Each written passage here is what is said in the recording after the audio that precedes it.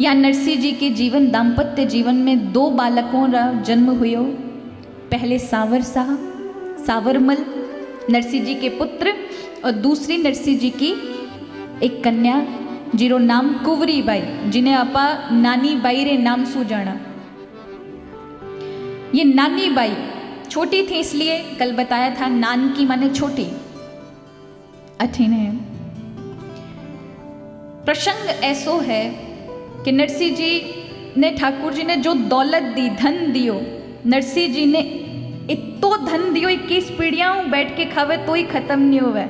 इतो धन नरसिंह जी ने 2 वर्ष में खत्म कर दियो। कितना धन दिया था ठाकुर जी ने?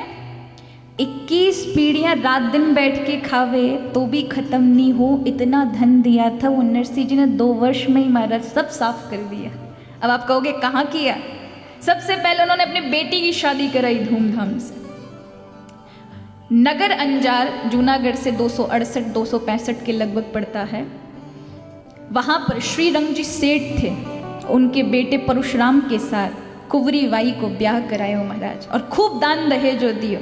इतो दियो कि भाई कदे मारी बेटी नो कोई कारज पड़े, भात मायरो न की देवर लेवारो तो थे इतो ले जाओ कि बाद मारे पीछे ये मत जानजो कि मैं वो व्यवहार निभा सकूं। और जो धन बचिया उरे लिए महाराज संता रे लिए, गौ माता रे लिए, ने धर्मशाला ने कई मंदिर आदि के लिए नरसिंह जी ने खत्म कर दियो। अब नरसिंह जी के पास की नहीं बचियो महाराज, सिर्फ भजन रे अलावा।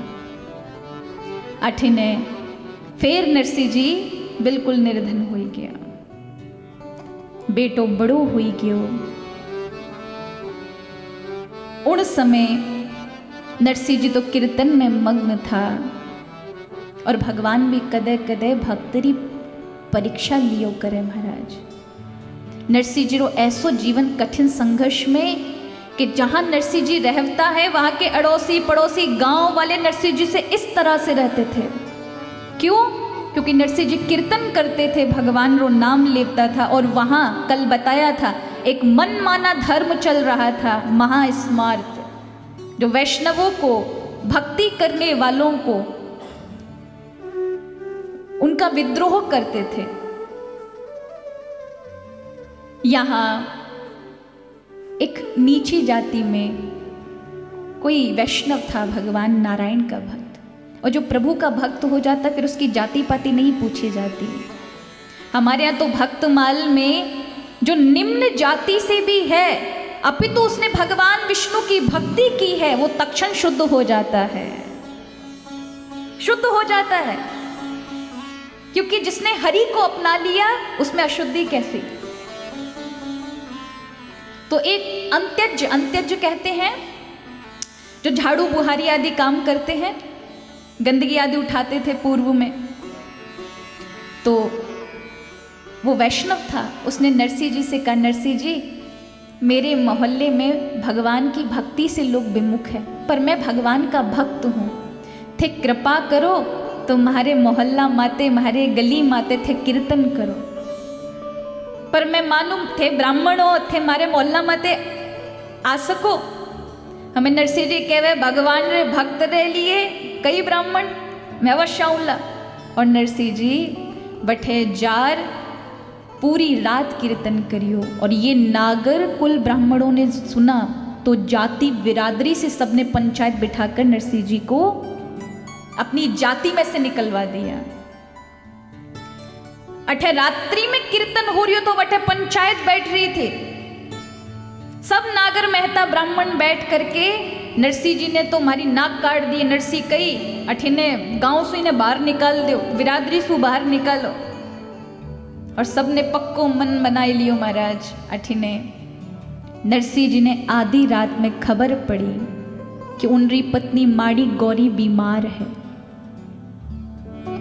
पर अठिने भगवान री भक्ति री बात थी, कैसे छोड़न जावता कि अगर मैं यहाँ से चला जाऊं तो कहीं गलत संदेश ना चला जाए लोगों के मध्य, इसलिए अब मैं ठाकुर जी रो कीर्तन ही करूँला। सुबह 4 बजे होते होते नरसिंह जी री पत्नी रो स्वर्गवास हो गयो महाराज। नरसिंह जी लौटिया भजन करन रे बाद घर माते तो सब लोग कहने तू अपनी पत्नी ने खाई गयो। अरे एड़ो भजन रो की फायदो जिमें तू अपने परिवार वाला ने नहीं देखे। अब थे जानो कि री पत्नी अगर जीवन सु चले जावे कितो दुख होवे महाराज। वो तो वही समझ सके कि जिन्हें जीवन भर साथ दियो हो। नरसिंह जी री पत्नी तो ऐड़ी थी जिन्हें धर्म रे कार्य में कभी अपने पति रो हाथ नहीं रोकियो, जिन्हें हमेशा ठाकुर जी रे नाम रे लिए कभी पति सु कुछ नहीं कहो। और इतो बड़ो कोई साथी छूट जावे, नरसिंह जी ने दुख हुयो पर फिर मन में विचार रहो मारी पत्नी कठो नहीं गई, मारी पत्नी तो ठाकुर जी रे पास है, वो मारे सु पहले चली गई ठाकुर जी सु मिलन वास्ते, मारो तो भी शरीर बाकी है। और कीर्तन में पत्नी की क्रिया करने के बाद कीर्तन में रम गए। लेकिन जो लोगों ने नरसिंह जी को विरादरी से निकाला था उन्हें रात्रि में नींद नहीं आई। जानते हो क्यों? क्योंकि उन्होंने वही अंत्यज व्यक्ति को, यानी वही व्यक्ति जिसके कारण नरसिंह जी को विरादरी से निकाल दिया था, क्योंकि उस व्यक्ति के यहाँ निम्न जाति का था, तो नरसिंह जी कीर्तन करने चले गए। तो रात्रि में प्रत्येक नागरकुल जो जो पंचायत में बैठा था उन सभी ब्राह्मणों को वो व्यक्ति हर समय हर पल 24 घंटे दिखने लगा। वो खाना खाते तब उनकी बगल में बैठा हुआ, वो सो रहे हैं तो बिल्कुल शयन में उनके साथ सोता हुआ। तब एक भक्त ब्राह्मण आया और उसने कहा ये सब एक भक्त के कारण हुआ, तुमने भक्त का अपमान किया, नरसिंह जी से क्षमा याचना करके और उनको फिर से बिरादरी में जाति में सम्मिलित करो। तब सबने क्षमा याचना मांगी। तब महाराज सबको वो दृश्य दिखना बंद हुआ। 1 वर्ष व्यतीत हुआ। नरसिंह जी की भक्ति निरंतर बढ़ती गई, पर लोग उनके पीछे पड़ते ही गए। कईयां किस प्रकार नरसिंह जी ने परेशान करा, एक भी मौको नहीं छोड़ता। 18 श्राद्ध आया।